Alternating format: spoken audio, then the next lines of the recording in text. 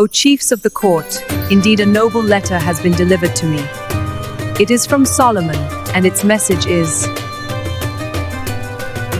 In the name of Allah, the most gracious, the most merciful. After this, do not exalt yourselves against me, but come to me in submission.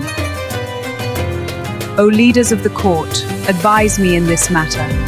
I do not decide any affair until you are present with me and give your counsel. Ministers, I seek your counsel. What is our strength? We are strong and mighty in battle, but the command rests with you. So consider carefully what you will command. Indeed, when kings enter a city, they ruin it and humiliate its honored people. And this is what they usually do. But I will send them a gift and see with what reply the messengers return.